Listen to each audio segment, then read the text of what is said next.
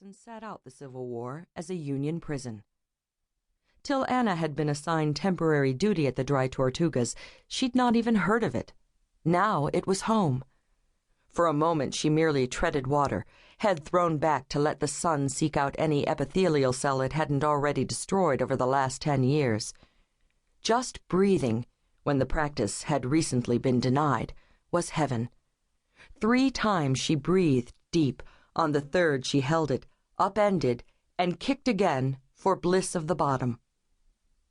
2 dive sites, 20 dives, the deepest over 40 feet, and Anna finally tired herself out. Legs reduced to jelly from pushing through an alien universe, she couldn't kick hard enough to rise above the surface and pull herself over the gunwale. Glad there were no witnesses, she wriggled and flopped over the transom beside the outboard motor to spill on deck, splattering like a bushel of sardines. Her Sunday was over. She'd managed to spend yet one more weekend in Davy Jones's locker. The Reef Ranger, one of the park's patrol boats, a 25-foot inboard-outboard Boston whaler, the bridge consisting of a high bench and a plexiglass windscreen, fired up at a touch.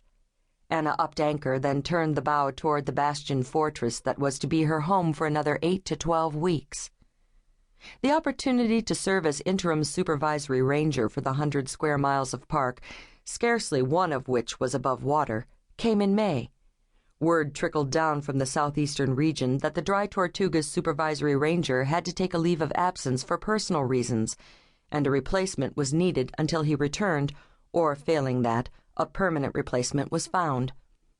Dry Tortugas National Park was managed jointly with Southern Florida's Everglades National Park. The brass all worked out of Homestead, near Everglades.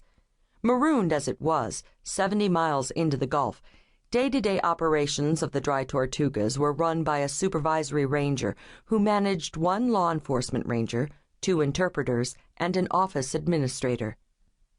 Supervisory Ranger was a title that bridged a gray area in the NPS hierarchy.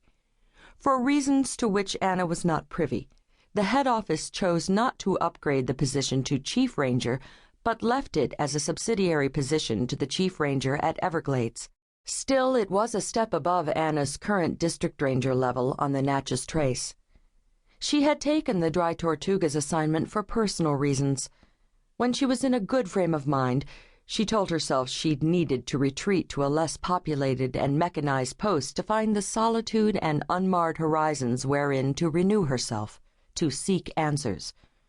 When cranky or down, she felt it was the craven running away of a yellow-bellied deserter.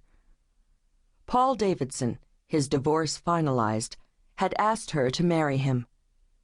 2 days later, a car, a boat, and a plane ride behind her, not to mention 2,000 miles of real estate, a goodly chunk of it submerged, she was settling into her quarters at Fort Jefferson. "Coincidence?" her sister Molly had asked sarcastically. "You be the judge." The fort had only 1 phone, which worked sporadically, and mail was delivered once a week. 2 weeks had passed in sandy exile, and she was no more ready to think about marriage than she had been the day she left. But given the paucity of entertainments, even a devotee could only commune with fish for so long, she was rapidly getting to the point where there was nothing else to think about. Under these pressing circumstances, she'd done the only sensible thing. She stuck her nose in somebody else's business. Daniel Behrens, a maintenance man of all trades and the closest thing Anne had made to a friend at the fort, had a weakness for gossip that she shamelessly exploited.